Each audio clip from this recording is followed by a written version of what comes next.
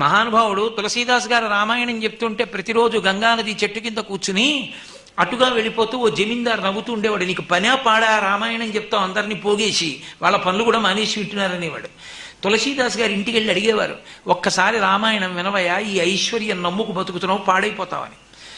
ఆయన వెటకారానికి తులసీదాస్ గారితో వచ్చే ఏడాది రా వింటాననేవాడు. ప్రతి ఏడాది వెళ్ళేవారు తులసీదాస్ గారు, రామాయణం వింటావా అని.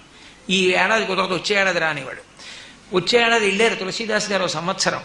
వెడితే ఆ ఇంటి యజమాని అక్కడ ప్రాణం విడిచిపెట్టి ఇంకా తన భూమి మీద వ్యామోహం పోక ఎద్దై పుట్టి ఎదురుగుండా నిలబడి ఉన్నాడు. గుర్తుపట్టాడు జీవుడు తులసీదాస్ గారిని. బోర్న ఏడిచాడు.